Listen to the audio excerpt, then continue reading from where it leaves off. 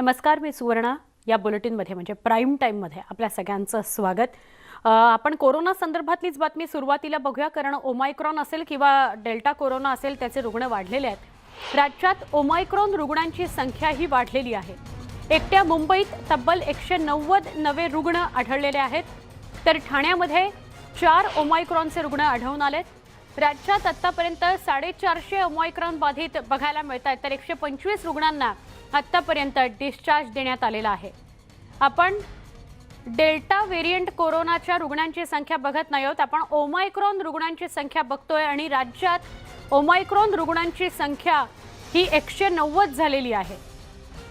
यामध्ये ठाण्यात नव्यानं 4 रुग्ण आढळून आलेत आणि एकट्या मुंबईत तब्बल 190 नवे रुग्ण ओमायक्रॉनचे आढळून आलेले आहेत.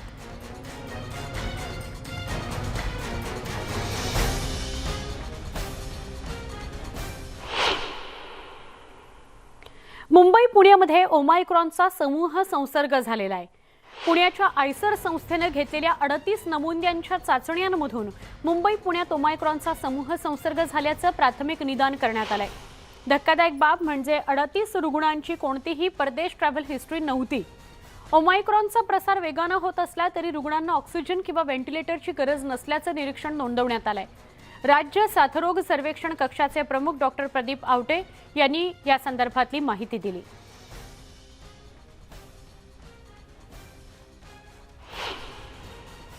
ओमायक्रॉनचे काल राज्यामध्ये 85 नवीन संसर्ग असणारे रुग्ण आढळलेले आहेत.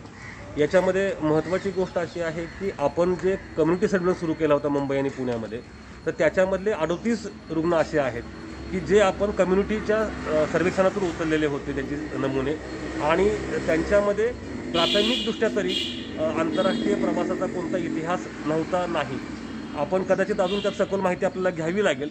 परंतु एक गोष्ट खरी आहे, याचा अर्थ असा आहे की आपल्या समाजामध्ये ओमायक्रॉन विषाणूचा संसर्ग दिसतो आहे असं म्हणायला या रिपोर्टमुळे निश्चितपणे जागा आहे.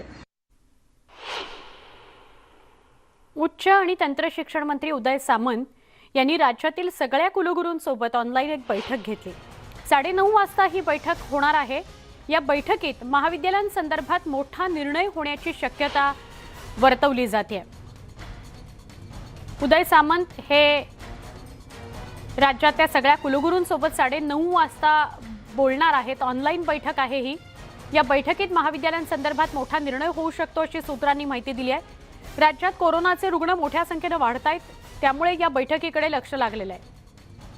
आमचे प्रतिनिधी उदय जाधव यांच्याशी अधिक बोलूया. उदय, 9:30 वाजता बैठक होणार आहे, ऑनलाईन ही बैठक असेल, काय अधिक माहिती सांगाल? सोन, या बैठकीला सुरुवात जवळपास झालेली आहे. उच्च आणि तंत्र शिक्षण मंत्री उदय सामंत या बैठकीला स्वतः उपस्थित आहेत. व्हिडिओ कॉन्फरन्सिंगद्वारे राज्यातील सर्व कुलगुरू, विद्यापीठांचे कुलगुरू यांच्यासोबत ही महत्त्वाची बैठक आहे. राज्यामध्ये काही प्रमाणात कॉलेज जे आहेत ते सुरू झालेले आहेत, विद्यार्थी कॉलेजमध्ये जाऊ लागलेले आहेत. मात्र एकीकडे ओमायक्रॉनचा धोका देखील वाढत चाललेला आहे. त्याचबरोबर राज्यामध्ये कोविड-19 संसर्ग बाधित रुग्णांची संख्या देखील वाढत चाललेली आहे. त्यामुळे अतिसतर्कतेचा इशारा जो आहे तो देण्यात आलेला आहे. विद्यार्थ्यांच्या आरोग्याच्या दृष्टिकोनातून, त्यांच्या आरोग्याच्या सुरक्षेच्या कारणास्तव काही निर्बंध जे आहेत ते लादले जातील. त्याचबरोबर कदाचित कॉलेज संदर्भात देखील काही निर्णय जे आहेत ते घेतले जाऊ शकतात. विशेषतः कॉलेज पुन्हा एकदा बंद करता येईल किंवा कॉलेजमध्ये एक ऑनलाईन शिक्षण व्यवस्था जी आहे ती पुन्हा एकदा सुरू करण्यासंदर्भात विचार जो आहे तो घेतला जाऊ शकतो, विशेषतः मुंबई आणि परिसरातल्या कॉलेजच्या संदर्भात. कारण महाराष्ट्रातल्या ग्रामीण महाराष्ट्रामध्ये विशेषतः अजूनही कोविड-19 संसर्ग बाधित रुग्णांची संख्या जी आहे ती नियंत्रणाच्या बाहेर गेली नाही. मात्र मुंबईच्या MMRDA रिजनमध्ये मोठ्या प्रमाणात कोविड-19 संसर्ग बाधित रुग्ण जे आहेत त्यांची संख्या वाढलेली आहे. त्यामुळे मुंबई आणि परिसरातील कॉलेजमध्ये विद्यार्थ्यांसाठी वेगळी नियमावली जी आहे ती जाहीर होऊ शकते कदाचित, आणि त्या संदर्भातच या बैठकीमध्ये महत्वाची चर्चा सुरू झालेली आहे. कारण अनेक पालकांनी देखील या संदर्भात काळजी जी आहे ती व्यक्त केलेली आहे. अनेक डॉक्टरांनी देखील या संदर्भात काळजी व्यक्त केलेली आहे. त्यामुळे उच्च आणि तंत्र शिक्षण मंत्री उदय सामंत यांनी या बैठकीमध्ये विशेषतः विद्यार्थ्यांच्या आरोग्याच्या सुरक्षेच्या संदर्भात विशेष महत्त्व घेऊन त्यांनी ही बैठक नियोजित केलेली आहे. नक्की, धन्यवाद उदय माहिती दिल्याबद्दल. मुंबईतल्या कोरोनाच्या रुग्णांचा आकडा पुन्हा वाढलाय. गेल्या 24 तासात 3,928 रुग्ण वाढलेले आहेत, तर 371 रुग्णांना डिस्चार्ज मिळालेला आहे.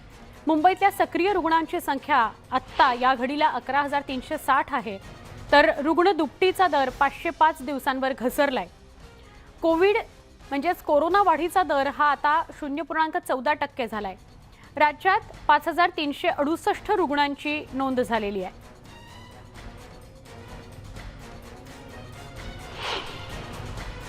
एकूण जवळजवळ 5368 हे आजचे पॉझिटिव्ह रुग्ण आढळलेले आहेत. म्हणजे काल 3900 होते आणि आज जवळजवळ आता 5500च्या दरम्यान झालेले आहेत. मुंबईची साधारणपणे एका दिवशीची आजची जी पॉझिटिव्हिटी आहे ती 8.48 आहे.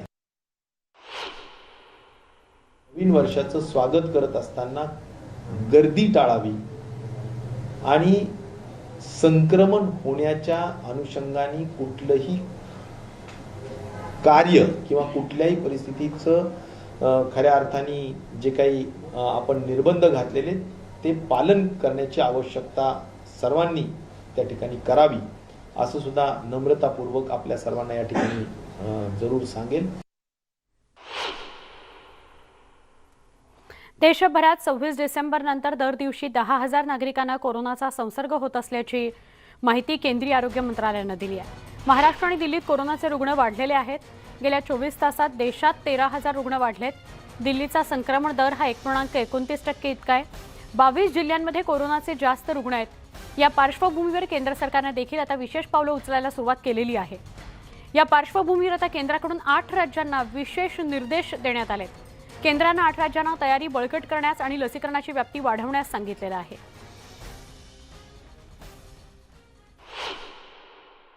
जैसे कि हमने पिछले कुछ दिनों में देखा था कि देश में केसेस की संख्या में एक कमी नोट की गई है, उसके थोड़ा विपरीत हम देखते हैं कि पिछले 33 दिनों बाद हमने 10,000 से अधिक केसेस देश में फिर से नोट होने शुरू हुए हैं.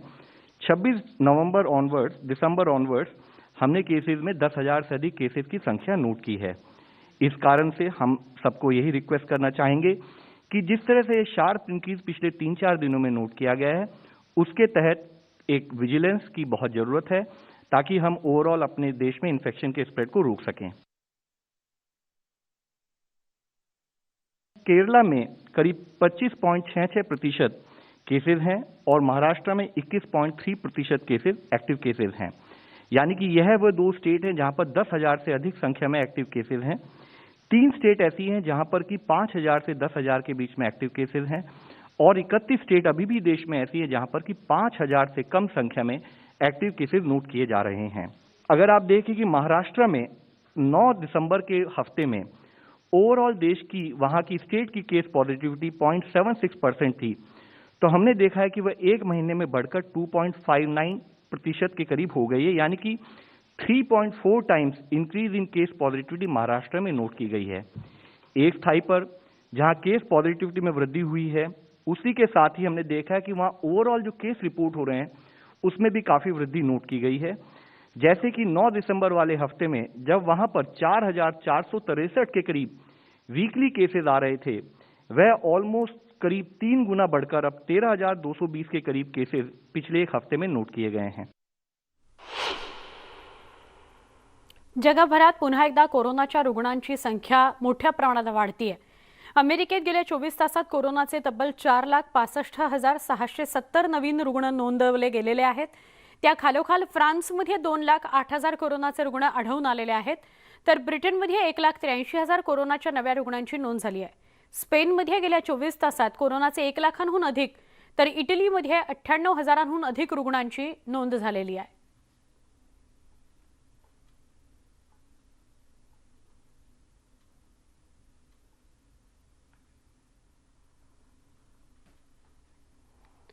देशात कोरोना आणि आता ओमायक्रॉनचा धोका वाढत असल्याने राज्य सरकारकडून नागरिकांना कोरोना नियमांचं पालन करण्याचं आणि गर्दी न करण्याचं आवाहन केलं जात आहे.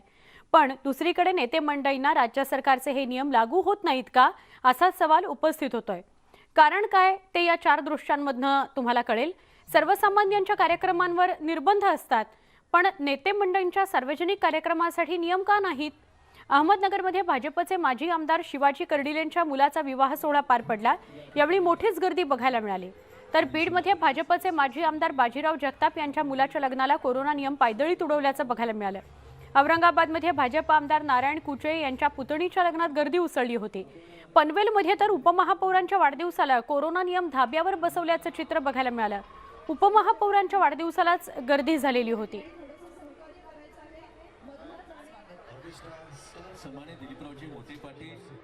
जर वाढली तर कडक निर्बंध लावावे लागतील, तसंच नियमांचं सगळ्यांनीच पालन करायला हवं असं उपमुख्यमंत्री अजित पवार म्हणाले.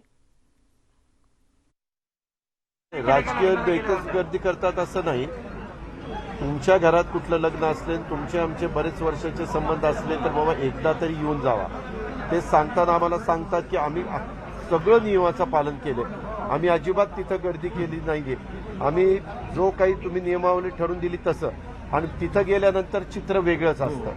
आता हे एकदा दोनदा व्हायला लागलं तर मग तिसऱ्या वेळेस पासून आम्हाला आमच्यावरच बंधनं घालून घेऊन आम्हाला बाहेर पडताच येणार नाही. आम्ही बाहेर पडलो नाही तर त्याच्यातनं वेगळे पुन्हा मीडियामध्ये बातम्या सुरू होतील, हेच घरात बसून राहिलेले असले सगळेच आहे ना.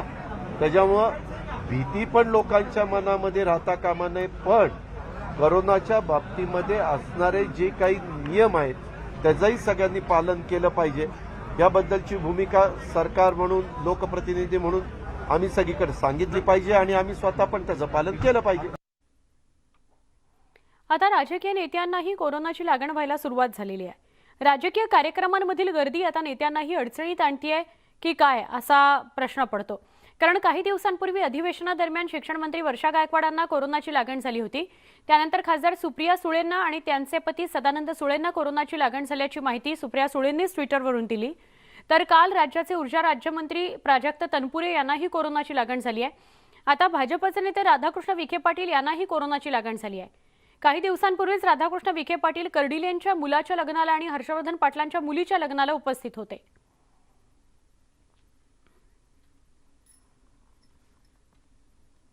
नवीन वर्षासाठी अवघा एकच दिवस शिल्लक आहे. नव्या वर्षात 1 जानेवारीपासून बँकिंग ते गॅस सिलेंडर शुल्क नियमनात मोठ्या प्रमाणात बदल होणार आहेत. नव्या शुल्क बदलाच्या यादीत बँकिंग, डेबिट तसंच क्रेडिट कार्ड आणि LPG सिलेंडर शुल्काचा समावेश होतो. नव्या बदलांमुळे सर्वसामान्यांच्या खिशाला कात्री लागण्याची शक्यता आहे.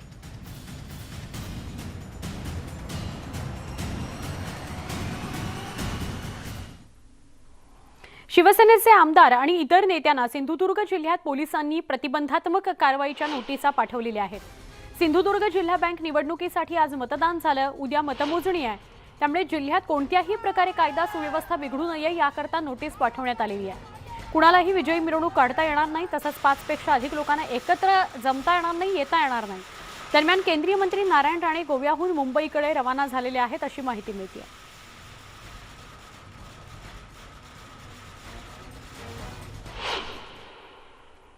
आता बातमी पाहणार आहोत पुण्यातली. पुण्यातल्या कोथरूड इथं राहणाऱ्या सचिन धनकुंडे यानं माहिती अधिकारामध्ये विचारलेल्या प्रश्नाने चक्क राज्य उत्पादन शुल्क कार्यालयातील कर्मचाऱ्यांचं डोकंच चक्रावून गेलंय. तुम्ही म्हणाल या सचिन धनकुंडेनं असा काय प्रश्न विचारला, तर त्यांनी चक्क दारू कुठे प्यायची असा प्रश्न विचारलाय. त्यांच्या या प्रश्नाला काय उत्तर देणार असा प्रश्न राज्य उत्पादन शुल्क अधिकाऱ्यांना पडलाय. आणि त्यांनी चक्क मद्य परवाने हे वैयक्तिकरित्या मद्य सेवनाकरिता असल्यानं मद्य सेवन कोणत्या ठिकाणी करावं याचा उल्लेख नाही असं उत्तर दिलंय. त्यानंतर सचिन धनकुंडे यांनी चक्क कोथरूड डेपो या ठिकाणी 28 ते 31 डिसेंबर या कालावधीत बसा आणि प्या या उपक्रमाचं आयोजन केलेलं आहे. इतकंच नव्हे तर आयोजकांच्या वतीनं मोफत दूधही देण्यात येणार आहे. मात्र ज्यांना कुणाला मद्य प्यायचं असेल तर त्यांनी स्वतःच्या पैशातून आणलेली दारू प्यावी असंही सचिन धनकुंडे यांनी म्हटलं आहे. 31 आला की प्रत्येक जण आपापल्या सोयीनुसार प्लॅन करतो सेलिब्रेशनचा. कोणी दारू पिऊन सेलिब्रेशन करतं तर कोणी दूध पिऊन. पण हा सचिन असा कार्यकर्ता आहे ज्यांनी पुणेकरांसाठी दोन्ही ऑप्शन खुले ठेवले. तू म्हणताल ही काय भानगड आहे, तर आपण जरा त्याला जे उत्तर मिळाले त्याचाच आधार घेत माहिती अधिकारात त्यांनी हे शक्कल लढवलेली आहे. खरं तर हा पुणेरी टोमना म्हणता येईल याला. त्याला त्यांनी कस्टम विभागाकडे म्हणजे आबकारी खात्याकडे सर एक विनंती अर्ज केला की तुम्ही बिअर शॉपी आणि वाईन शॉपमध्ये विकत घेतलेली दारू नेमकी कुठं प्यायची याबाबत तुम्ही आम्हाला माहिती कळवा ठिकाणांची. कारण रेस्टॉरंट असेल किंवा जनरली माणूस दारू विकत घेतल्यानंतर कुठलाही मद्यपी तो एकतर घरी पितो किंवा रेस्टॉरंटमध्ये उघड्यावर दारू पिऊ नये असा एक संकेत आहे. पण तसा नियम आहे का तर अजिबात नाही.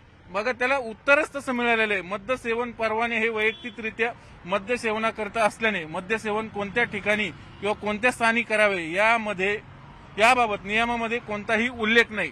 याच उत्तराचा आधार घेत किंबहुना खास पुणे स्टाईलने संधी घेत सचिननी हे सगळं खास अनोख्या स्टाईलने हे आंदोलन म्हणता येईल किंवा एक हटके निषेध म्हणता येईल असं ते केलेलं. कारण इथंच त्यांनी ते स्वतःच्या जागेमध्ये रितसर जागा उपलब्ध करून दिली.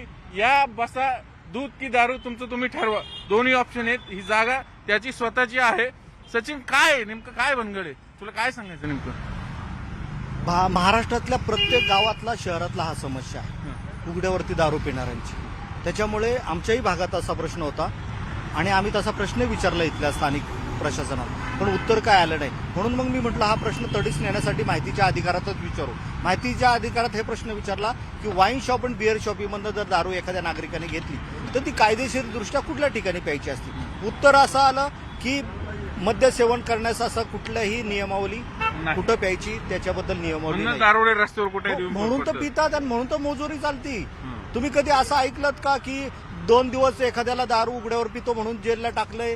अजिबात नाही. मग त्याच्यामुळे हे पोलीस पण काही करू शकत नाही. सर्वात जास्त जर दारू पिणाऱ्यांचा त्रास होतो असं पेट्रोलिंग करताना पोलिसांनाच होतो.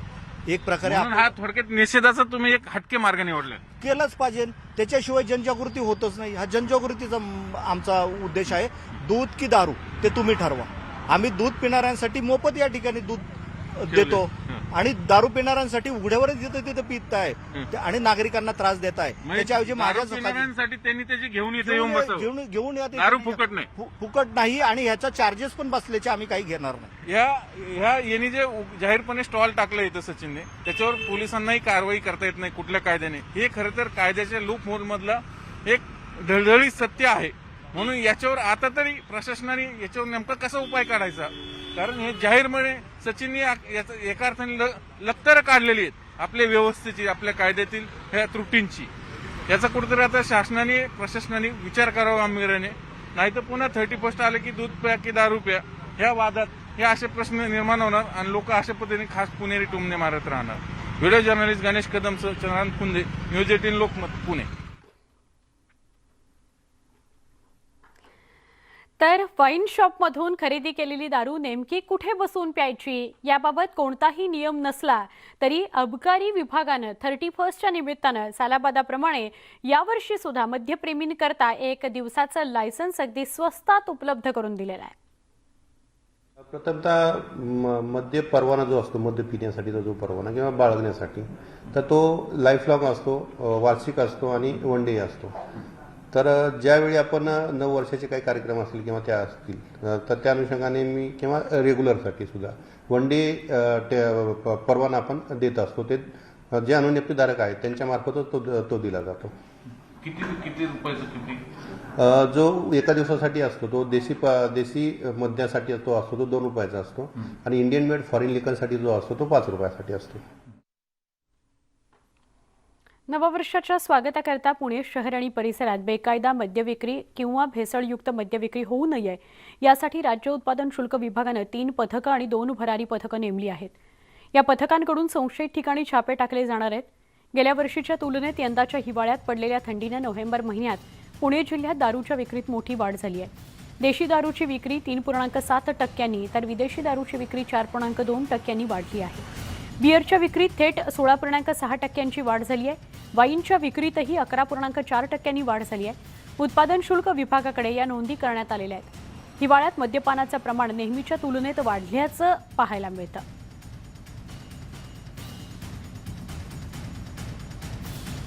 प्रथमतः मद्य परवाना जो असतो मद्य पिण्यासाठीचा जो परवाना किंवा बाळगण्यासाठी तर तो लाईफ लॉंग असतो, वार्षिक असतो आणि वन डे असतो. तर ज्यावेळी आपण 9 वर्षाचे काही कार्यक्रम असतील किंवा त्या असतील तर त्या अनुषंगाने मी किंवा रेग्युलरसाठी सुद्धा वन डे परवाना आपण देत असतो. ते जे अनुज्ञप्तीधारक आहेत त्यांच्यामार्फतच तो दिला जातो. किती रुपयाचं किती? जो एका दिवसासाठी असतो तो देशी मद्यासाठी तो असतो तो 2 रुपयाचा असतो आणि इंडियन मेड फॉरेन लिकरसाठी जो असतो तो 5 रुपयासाठी असतो. भारतीय क्रिकेट संघानं सेंचुरियन कसोटीमध्ये दक्षिण आफ्रिकेवर दिमाखदार विजय मिळवलेला आहे. टीम इंडियाने 113 धावांनी ही कसोटी जिंकली आहे. विजयाकरता 305 धावांचं आव्हान घेऊन मैदानात उतरलेल्या दक्षिण आफ्रिकेचा दुसरा डाव 191 धावांवरच आटोपला. जसप्रीत बुमराह आणि मोहम्मद शमी यांनी दक्षिण आफ्रिकेच्या प्रत्येकी 3 फलंदाजांना तंबूचा रस्ता दाखवला, तर मोहम्मद सिराज आणि आर अश्विननं प्रत्येकी 2 गडी बाद केले. दक्षिण आफ्रिकेकडून कर्णधार डीन एल्गरनं 77 धावांची खेळी केली. या विजयामुळे 3 कसोटी सामन्यांच्या मालिकेत भारतानं 1-0 अशी आघाडी घेतली आहे. एकूणच या विजयामुळे टीम दक्षिण आफ्रिका दौऱ्याची दिमाखात सुरुवात झाली आहे. दुसरी कसोटी येत्या 3 ते 7 जानेवारी दरम्यान खेळवली जाणार आहे.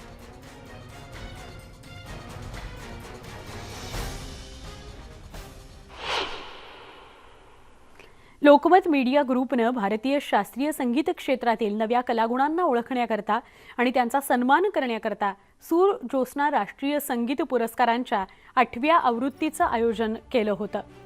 गायिका मैथिली ठाकूर आणि पियानो वादक लिडियन नादस्वरम यांसारख्या शास्त्रीय संगीत क्षेत्रातील नामवंत व्यक्तींना या कार्यक्रमात पुरस्कृत करण्यात आलं. छाप तिलक सब छीनी रे मोसे नैना मिलाई के, छाप तिलक सब छीनी रे मोसे नैना मिलाई के, छाप तिलक सब छीनी रे मोसे नैना मिलाई के, नैना मिलाई के, नैना मिलाई के, नैना मिलाई के, नैना मिलाई के, बात गजब कहती रे मोसे नैना मिलाई के. इतके सुंदर स्वर कानावर पडल्यानंतर पुढे काय बोलायचं. पण या बुलेटिनमध्ये आपण इथेच थांबणार आहोत. कोरोनाचे नियम मात्र नक्की पाळा आणि न्यूज 18 लोकमतच्या सगळ्या घडामोडी बघण्यासाठी यूट्यूब चॅनलला आमच्या सबस्क्राईब करा, फेसबुकवर आम्हाला फॉलो करा. इथे सांगतो, पहा फक्त न्यूज 18 लोक.